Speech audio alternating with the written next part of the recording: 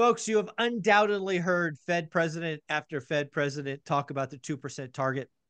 You have seen the dot plot that puts achievement sometime in late 2025. But you know what, folks? We've got the one and only Goldman Sachs calling BS.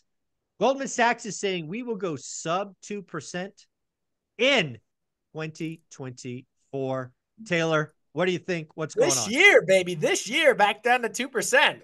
Let's go. Yeah, I think that's aggressive. Holy smokes, that's aggressive. And if that's the case, you start to look at, where things can go, what the Fed can do, what that'll do to the economy in general. I struggle to see the data that they could input to get them to 2% this year. I really, really struggle to see that. But listen, there's a lot of people at Goldman Sachs that are a lot smarter than me. So, well, you know what? I'm going to just call out Goldman Sachs for watching my channel, because I actually called it very early that I thought CPI or inflation would be sub 2% in 2024. And it's basically around the largest inflation component, which is shelter. Housing. Yeah. If you have been tracking shelter inflation, it is made up roughly 60% of the last 3 or 4 readings. If you are in the business and actual rents are slightly negative instead of up 6.5%, you could do some very simple math, back out 6.5, put in -1, and bingo bango, baby, we are sub 2%. I don't think it's a crazy call. In fact, I am calling for growth to be low, inflation to fall, and the Fed to cut without a recession. And man, I got a lot of hate a month ago. I'm getting a lot less hate these days. Yeah, I think the market's actually coming around to your thought process in general, right? I mean, you're looking at the market right now saying the Fed's going to cut 6 times. 6 times, a lot of cuts. That's 1.5 points off of Fed funds rate. And the only way you can do that is to see meaningful decline in inflation. There's no other way. Well, that the Fed is there is another way. The economy could explode. Well, that's going to come with meaningful deceleration in inflation as well.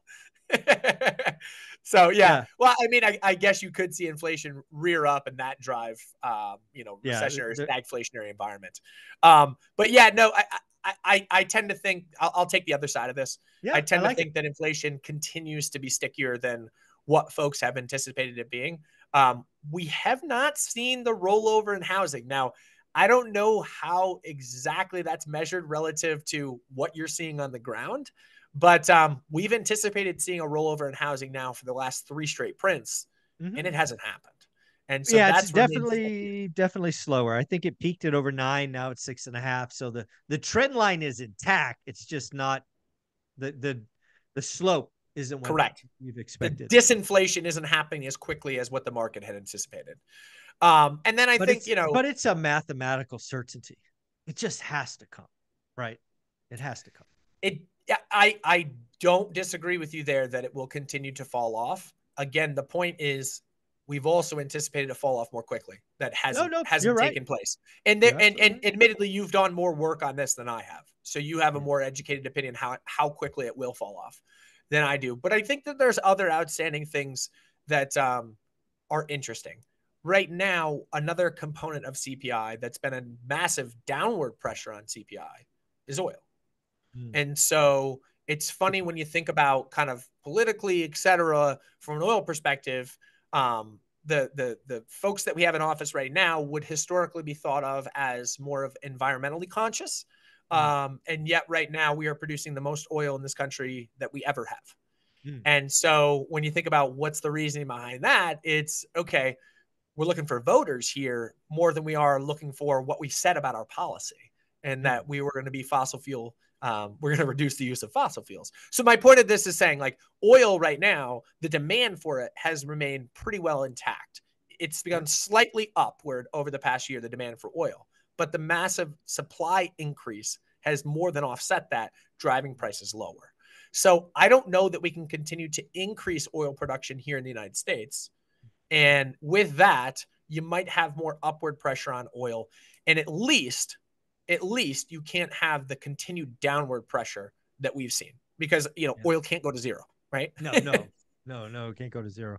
Well, actually, it went negative there for a week or two, and That was a confusing. Yeah, we won't go down that rabbit hole because if we have to explain that, we're going to lose every listener. $55 a barrel. How does that happen? That was wild.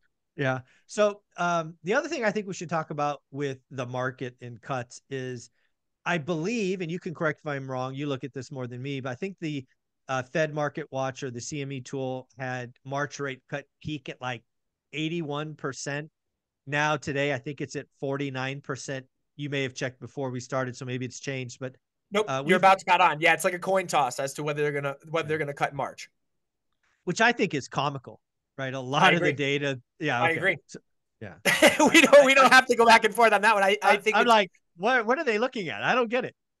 Yeah, and I know I've talked about this like ad nauseum, but I look at markets every day. So one of the things that you have to start to look at is the relationship between, okay, where is GDP going to go?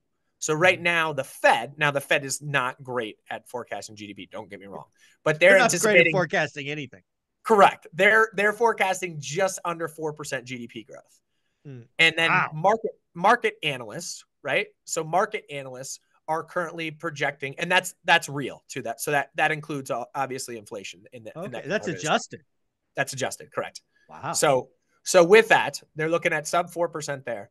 The market currently, analysts are projecting about a 12% earnings growth, little under 12% earnings growth out of the S&P 500 this year. Okay. And then the third leg of that stool is 6 interest rate cuts. So I'll take this and kind of like unpack this a little bit, right? This is all over the place. So you have the Fed at 4% GDP. Okay, fine. Let's say that's close to right. Let's be clear. 4% GDP would be above average year for the U.S. Correct, but what they're doing there is they're including inflation. So if you back out inflation, you're at that kind of 1+%. So it's 4 nominal. It's 2 real. Okay, got correct. It. Okay. Exactly. So if you look at that and you go, okay, that's fair. We'll just call it that. That's not sticking their neck out one way or the other. They don't do that. And then you go, okay, and somehow we get to 12% earnings growth on that number. And so what that means is there's pretty meaningful margin expansion. Yeah. Because you can't have 12% earnings growth for the largest companies in the United States while simultaneously having a fraction of that being the overall economic growth that we experience. So maybe you get margin expansion. What does margin expansion mean? Higher prices. And what does that mean? Well, that doesn't mean 6 interest rate cuts to come. So there's a lot of illogical nature being played out in the market right now. And it seems like stocks kind of are having their cake and eating it too with, okay, we're going to have really good earnings growth this year, but at the same time, we're going to have deflation that allows the Fed to cut 6 times. Yeah. I don't know where you come out on this. I'm telling folks that I'm hoping for 3 or 4, right? Because I think you have to be careful what you wish for. I think we get the 6 or 7 rate cuts, something nasty broke. Agreed. But I also think there's a growing camp for 0 rate cuts for the year. Right. We stick a 4% GDP to real. We keep unemployment sub 4. Why cut? Right. And I think the reality of it is like, and I don't want to, play politics in this too much, but there are a lot of risks outstanding right now on the geopolitical front.